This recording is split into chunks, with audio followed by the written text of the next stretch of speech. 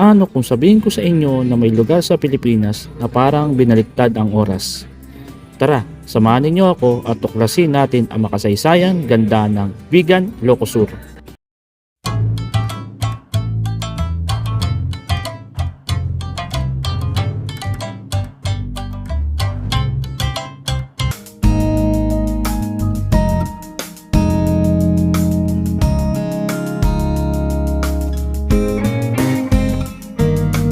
Ito na ang isa sa pinakasikat na heritage city sa Pilipinas. Sulit nga bang pumunta sa Vigan? Simulan na natin ang adventure.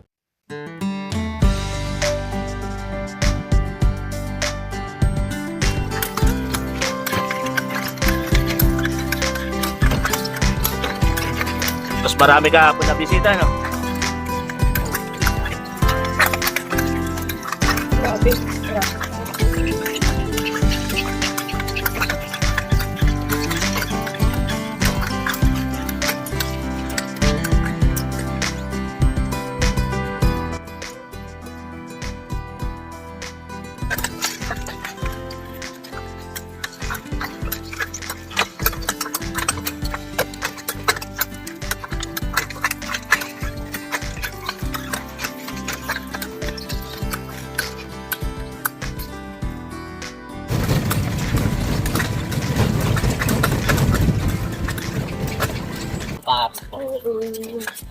Gusto yung pumasok vlog mo?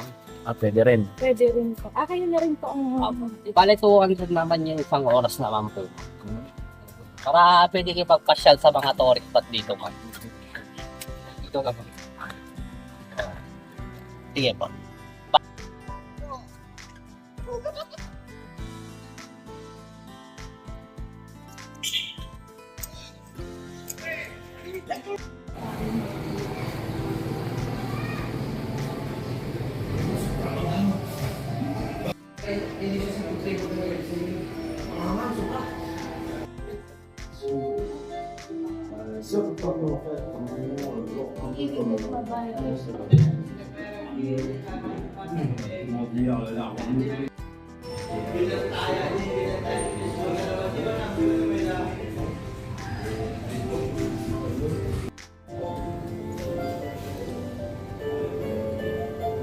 Lumang pamborda.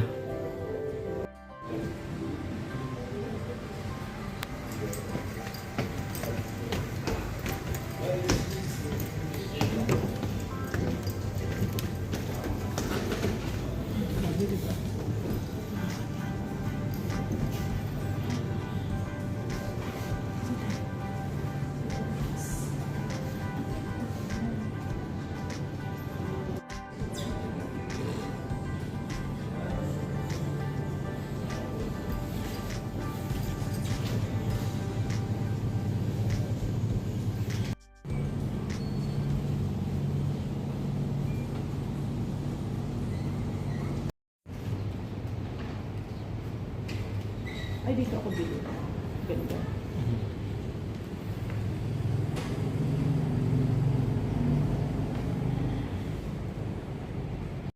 Alam mo na ba buksan ko sa akin? Di ba yung mga ganito? Di ba? Walang aircon. Walang aircon na electric. Wala ka. Ano ba ganito?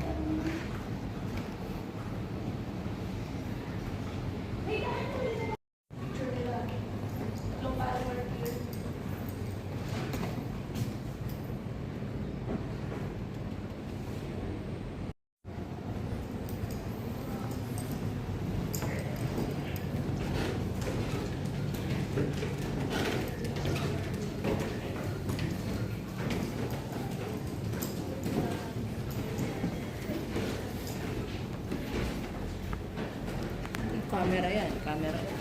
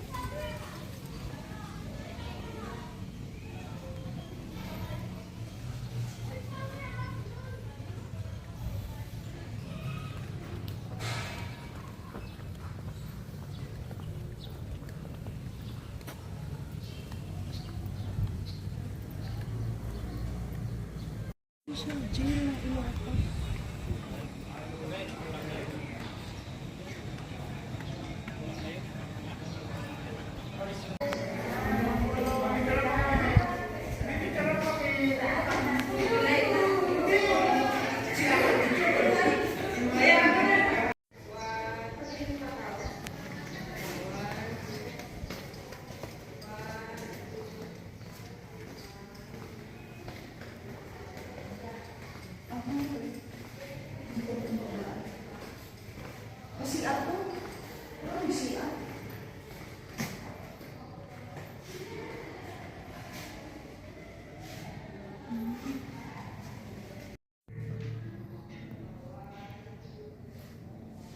Ayun na yun.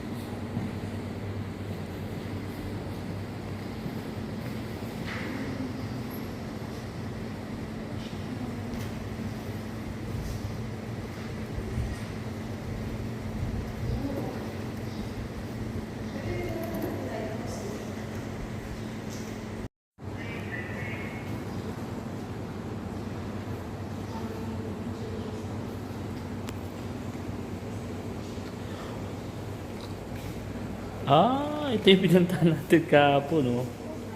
Ito yung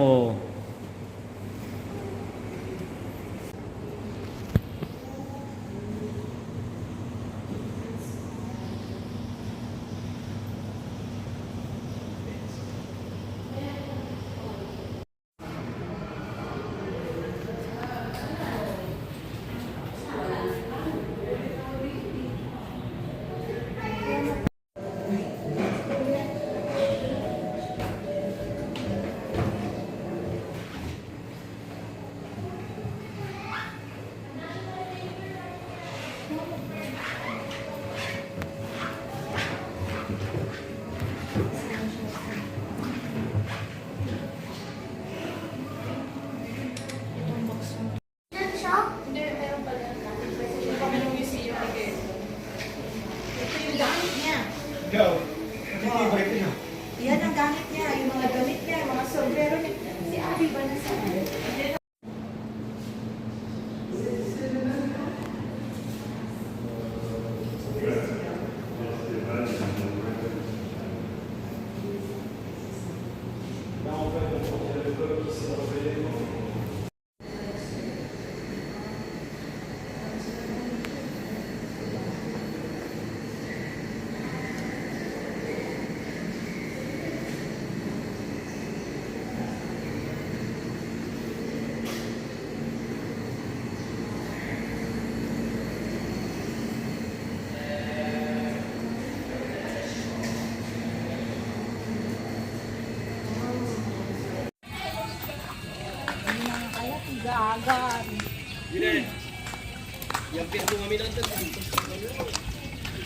Bembang.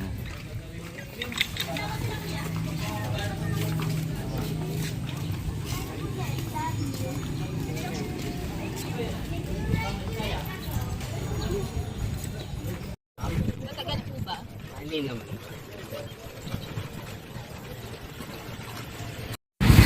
Ay, ang dami rin pala.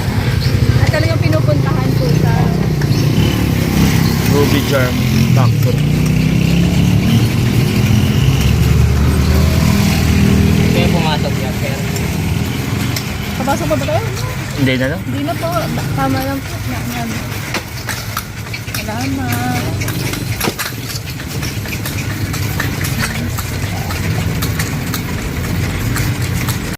Siyempre, hindi kumpleto ang vegan tour kung hindi natin masusubukan ang mga sikat nilang pagkain. Kilala ang vegan sa mga masasarap na local dishes at delicacy na talaga namang babalik-balikan mo kung foodie ka. Sigurado mag-i-enjoy ka rito.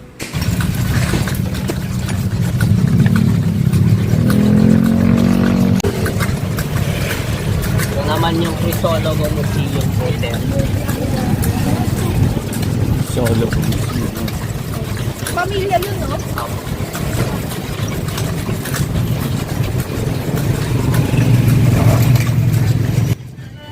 Ang pinaka nagustuhan ko dito ay hindi lang ang ganda ng lugar, kundi ang pakiramdam na parang bumagal ang oras. Minsan kailangan talaga natin lumayo sa ingay ng syudad para ma-appreciate ang mga simpleng bagay at isa na ang Bigan sa mga lugar na yon. Nagbibigay ng ganong experience. Wala, ito na po yung alley Crisologo na po.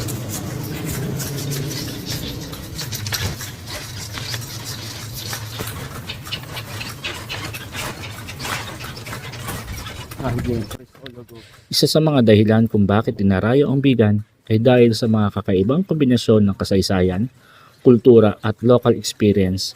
Kahit saan ka tumingin, feature perfect ang paligid. Kaya kung mahilig kang gumawa ng content o gusto mo lang mag-relax, sulit na sulit ang pagpunta rito. Ito rin naman dahil natin.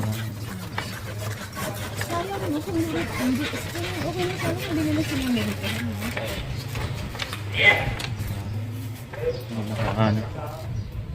Okay na lang din po. Hindi na kami mag-picture. Okay na. Yeah, very deadly.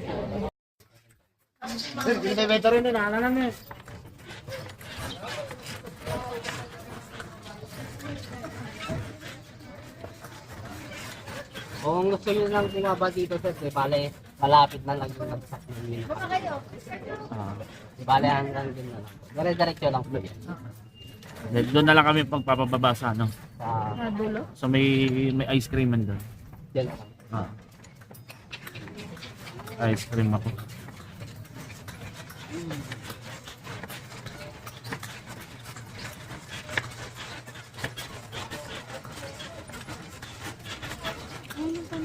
Yeah. Isa ko din, 100 yung ano.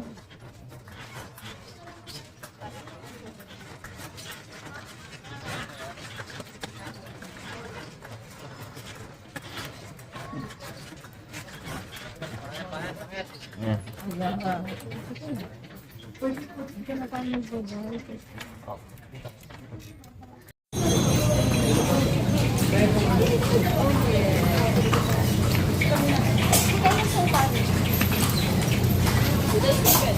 Ngayon, nandito tayo ngayon sa puso ng Bigan. Isa sa unang napapansin mo rito ay ang mga lumang bahay na hanggang ngayon ay napapanatili pa rin na maganda. Habang naglalakad ka sa mga kalsada na parang ibang panahon, ang mararamdaman mo rito ay tahimik, malinis at talaga namang kakaibang ang ambience.